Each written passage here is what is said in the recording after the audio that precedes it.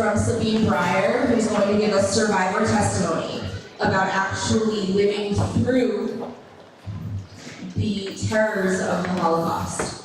I'd like to invite Georgia Saraceno up to give an introduction.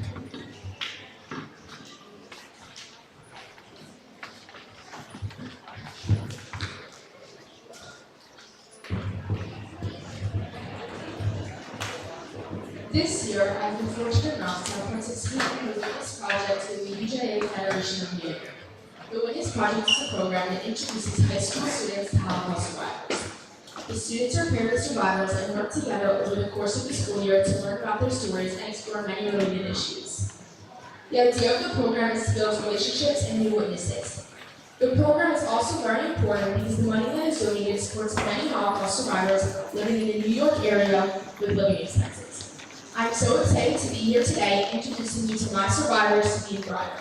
Without sharing her story for her, I can tell you that I have gained so much knowledge and learned as a result of working with Sabine. Her story has made me look at situations in different ways and I realize how fortunate we all are to have so many things that we take for granted every day. Now, I would like to welcome Sabine to tell her story.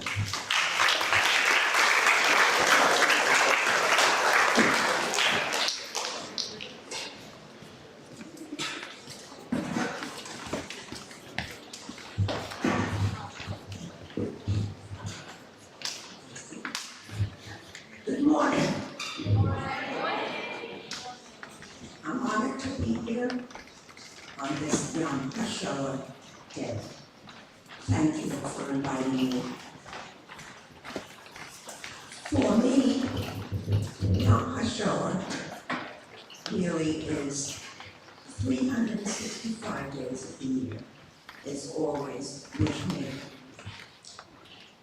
My story begins in Germany, Berlin, Germany, in 1938. I was the youngest of 4 daughters, and in that period of time, things were very, very unstable for Jews. And privileges and just general living daily events were in jeopardy for many families. But at any rate, my story does go over many lines, which you will soon hear. In 1939, I was fortunate enough to go on the Kinder transport, which gave many, many fortunate families a chance to get away from the horrors that were confronting them. So I was one of 4, I told you. Only 2 of my 4 sisters were able to get onto the Kinder transport going to England. It was my sister, the next in age from me, who was 7 years older than myself. So, I don't know how that happened, but 2 of us were put on Kinder transport, and the other 2 were not. I don't know the facts.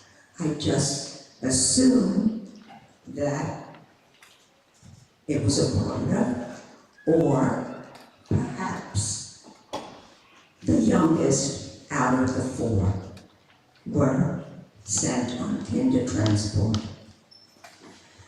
Now, the vision that I have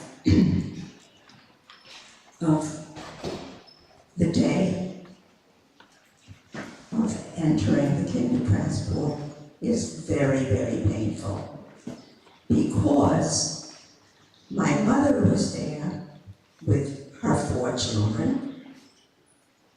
My father was not. because in 1938, I'm backtracking now, in 1938, they came for him. The Gestapo came to him and sent him to Poland. And I was told that at that time, he was a man without a country.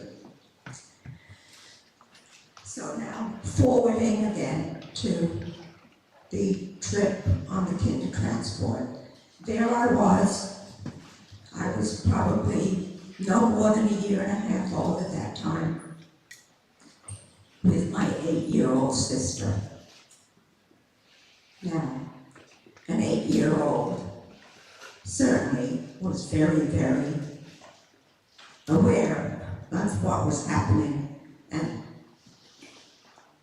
I'm sure the separation must have been horrendous. And for me, when I think of the day of kinder transport,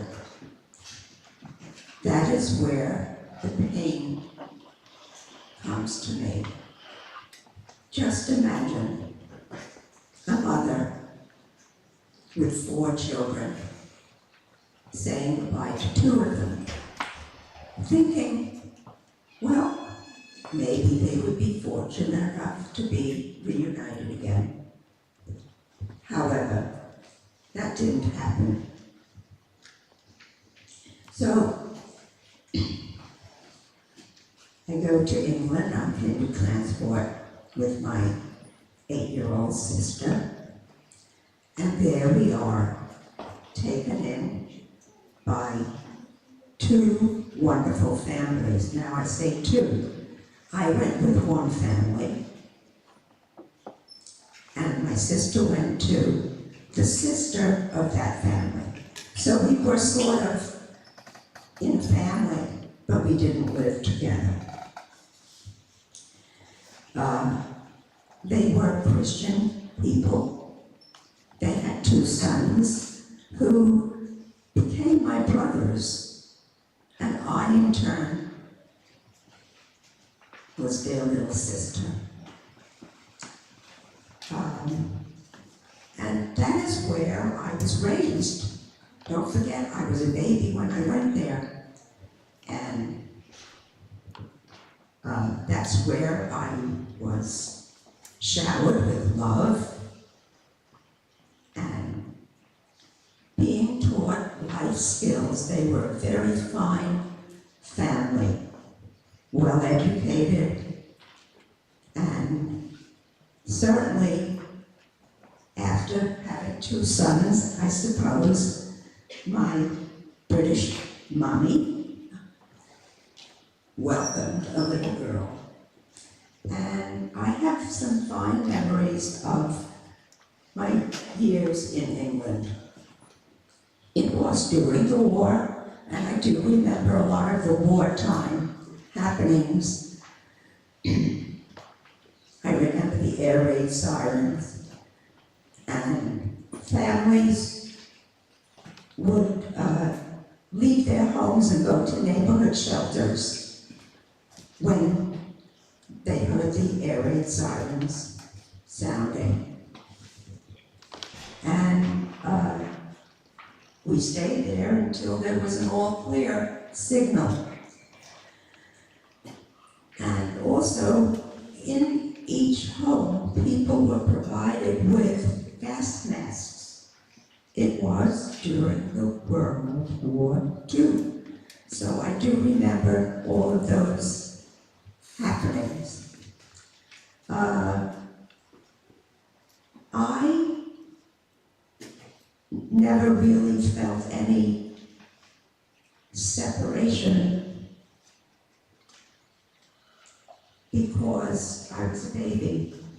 And I often think of my sister, she was 8. There must have been some separation hurt inside her when she left Germany, even though it wasn't the right place to be at that time. So my years in England were happy. that's all I can say. I had a wonderful relationship with my two brothers, and we grew up together, and to this day, I'm still in touch with them. They've come here to visit, and we are family. Anyway, how did I come to the United States? That's another story. I had a great aunt, a German great aunt, blood relative, who had come to the United States earlier on in the 30s. And she married into a family here, and far-fetched relative of her family that she married into, there was a couple who were childless, and they wanted to get a child. And that's me. Anyway, going back to my great aunt, she knew where my sister and I were throughout those years. She was somehow had information of where we were and what was happening to us. So, fast forward, I had a new family, third set of parents, and that's where another life began. So this family, who were childless, got a daughter, and they also showered me with love and affection. And by the way, I was 9 years old at that time. I did leave that out. I was 9. Oh, and another thing that I did forget. My sister, again, did not come with me. She went to the brother of my American family. And we lived close by, so we never lost touch. We were always together. Now, my sister at that age, when she was 16, just think of a 16-year-old all of a sudden being taken away from the British family who she grew to love really, really with great affection. And she really was a subject of separation. It was very, very hard for her to adjust to a new set of parents. Don't forget, a 16-year-old has their own ideas about things, and she was so attached. She had a great attachment to her British family. Whereas I, being 9 years old, sort of just, everything seemed to be copacetic. So, my sister had a hard time adjusting.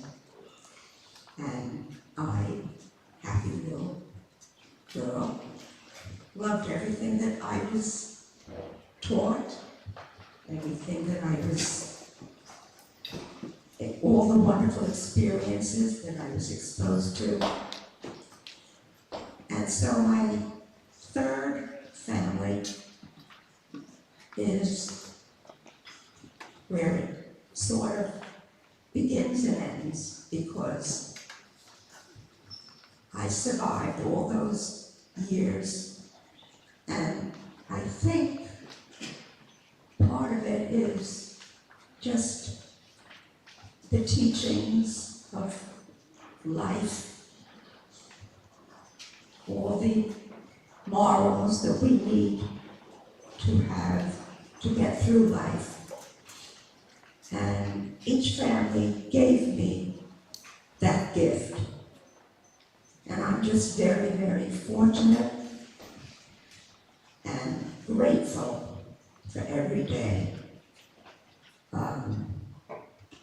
My life in the United States, of course, is the longest that I was ever with a family. And it's sort of like I'm an American, really, really. And I'm very happy for that. I have a wonderful husband, 3 wonderful children, and 4 fabulous grandchildren. And so I can honestly say, yes, I'm a survivor. But again, young Hashoah doesn't go away. And that's my story. I probably left a lot out. You probably have question marks in your head. I will certainly take questions if you'd like.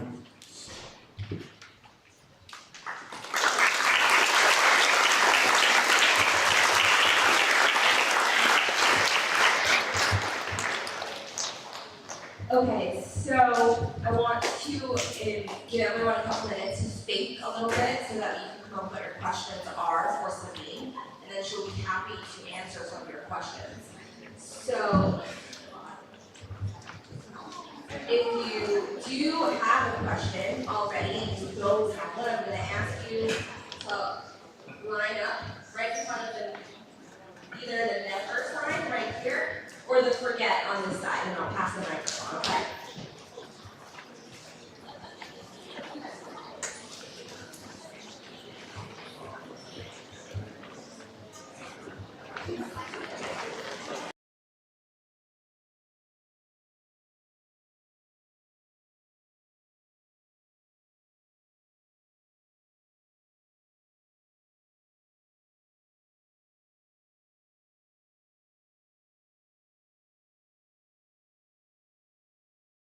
It's what I've learned over the years.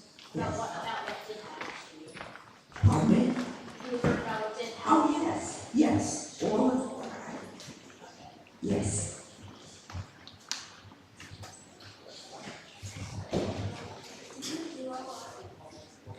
Did you grow up as like celebrating Christian holidays and going to church?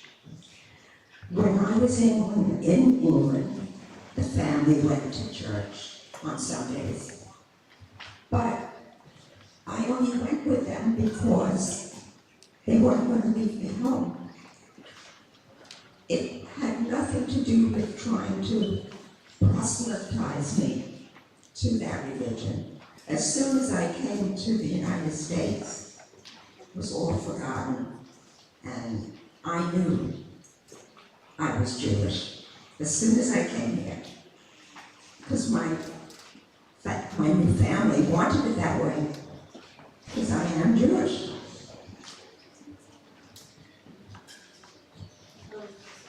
How's your sister doing now in America? Well, a few years ago, she died. She passed away from health. She had some issues. But up until that time, she was never really happy.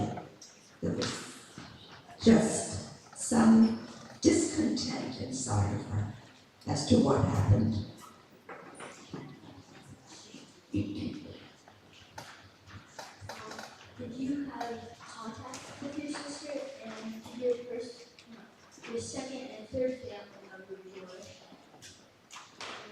Well, my second family, the English family, well, they were Christians, but they knew I was Jewish. Oh, yes, they knew my history, so to speak. Yes. Your first family also know? Pardon me?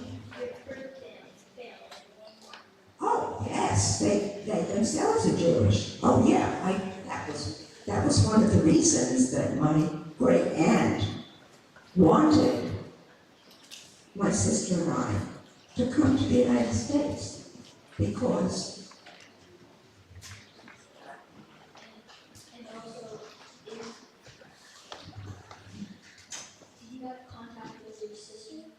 oh yes, that she was living with the brother of my American family, and we were 10 minutes away. Oh yeah, we saw each other.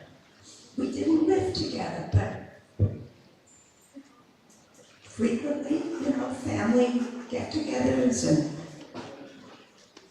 entertainment and all sorts of stuff we do together. How old are your 3 children? Whew. You really want to know? I have to stop and think. Well, my son is 58. The next door, one down from him is 57. They were close in age. And my baby is 53. Oh, okay. 53.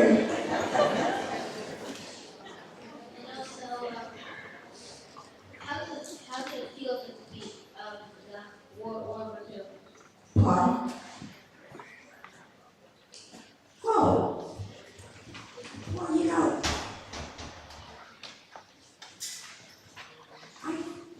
I don't know if I had any really political feelings at that time, but I went along with the crowd, so to speak. We did what the family had to do for our safety. Fortunately, where I lived, we lived in the county of Kent. There were no bombings close by, so we escaped any of that. And luckily, but as I say, I do remember what we had to do to stay safe during the war.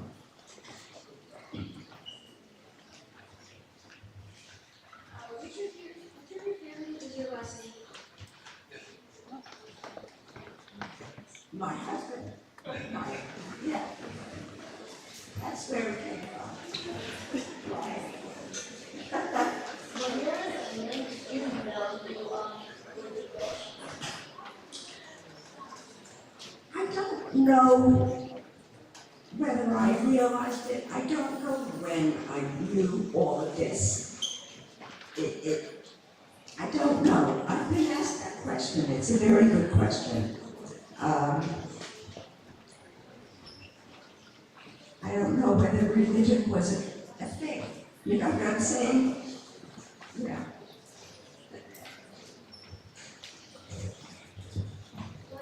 Where are your other 2 sisters? Do you know your other 2 sisters? Oh, yeah. I left a good part of my story out. Reminded me.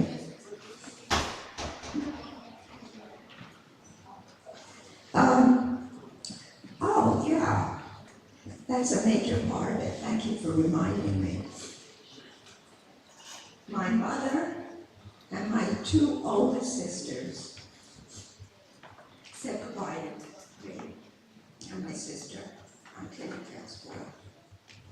And that was in 1939.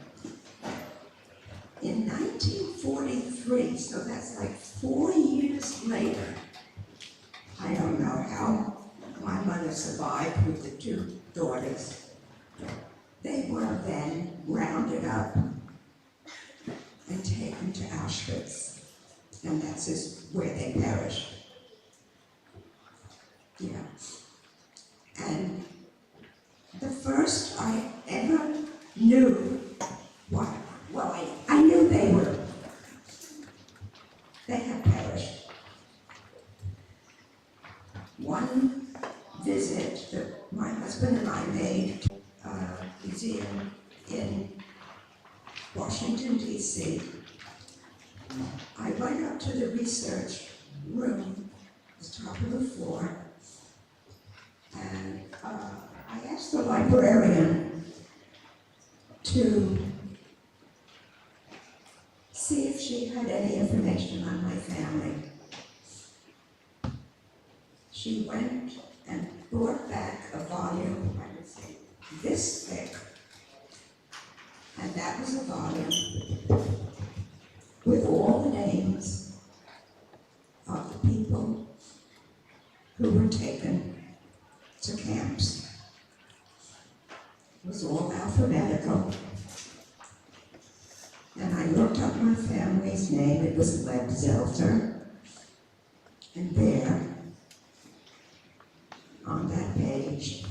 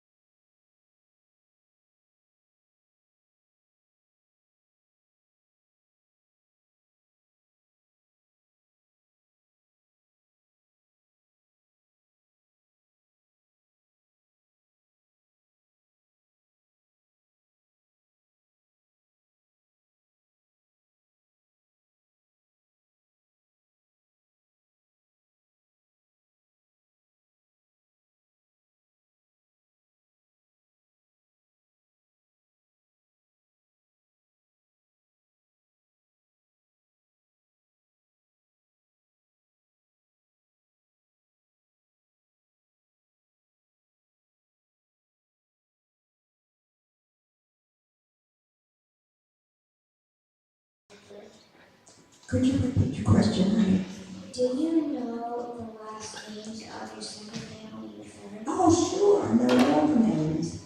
My birth name was Lebzelter, the last name.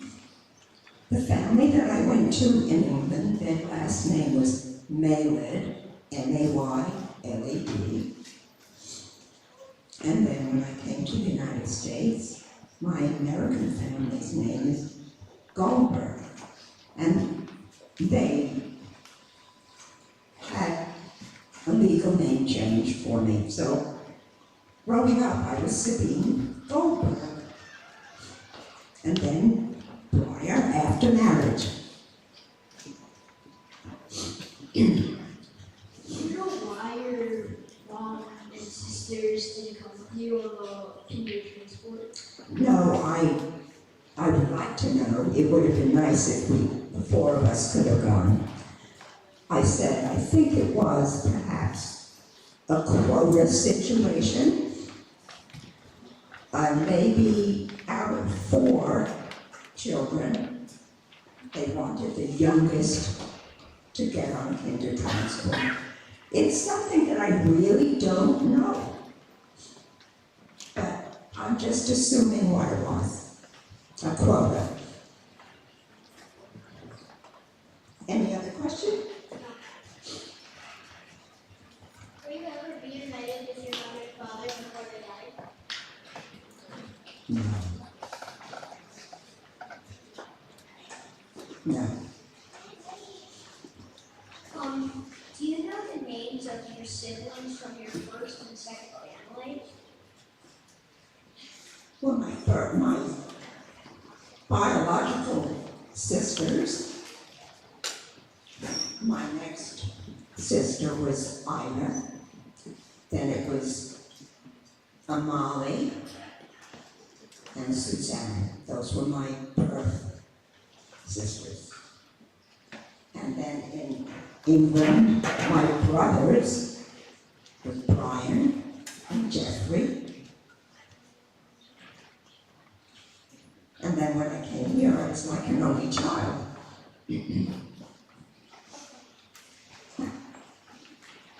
Who comforted you through the war and out of the war? Pardon? Who made you feel like you're who comforted you? Well, coming over from England to America, I was on a ship, and I was with a 16-year-old sister. But besides that, I'm sure there were matrons and overseers on the ship. When the ship docked at the pier in New York, my new American family was there to greet us. And they took me right in, and the first thing they bought me, I think you'll get a charge out of this, was an ice cream, a good humor ice cream. Now, I have never witnessed ice cream on a stick. Yes, I ate ice cream in England, but it was from a cup or a bowl. So it was really something new. I had a good humor the first thing I ate in the United States. Thank you.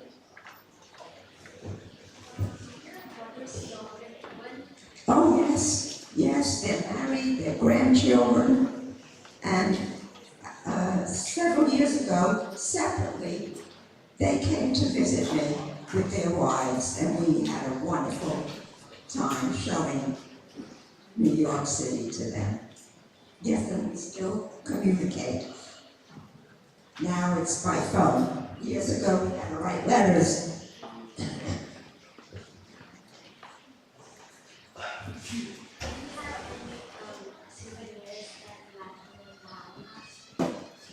I have some papers and like immigration cards and things. Yeah, I have some memorabilia. Did your parents die in the Holocaust? Well, as I told you, my mother was taken to Auschwitz with her two daughters, and they perished there. And my father died in Poland, Buchenwald, because they gave him some sort of a shot, and I think it killed him. During the Holocaust, did you have trouble finding food?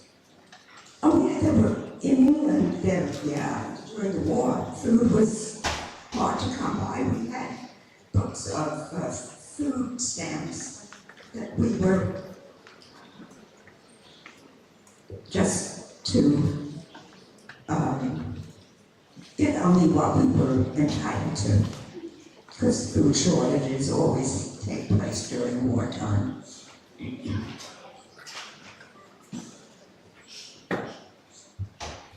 Yes. Can you talk for a minute about the heroism of the parents who have to take their children, put them on a train? I understand the parents were not allowed to accompany their kids, so with a train full of children, not knowing where they were going or if they had a kingdom again. I think about what kind of a decision that has to be. Well, yes, that's actually, in my story, that's the hardest part for me. When I envision my mother by herself, remember my father was not there, putting two of her daughters on a train, and not the other two, and that is the pain that I get from my story. And that's why Yom Hashoah is with me 365 days of the year.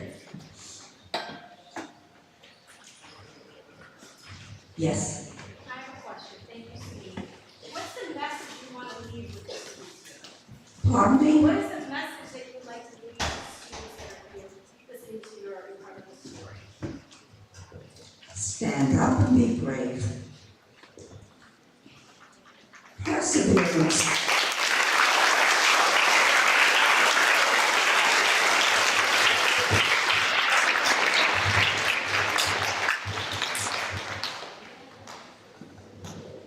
Thank you, Steve, for sharing your story.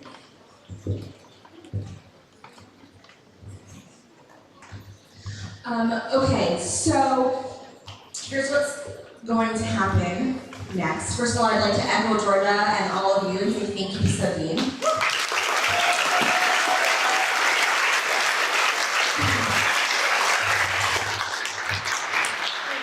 I'd like to invite Mrs. Stern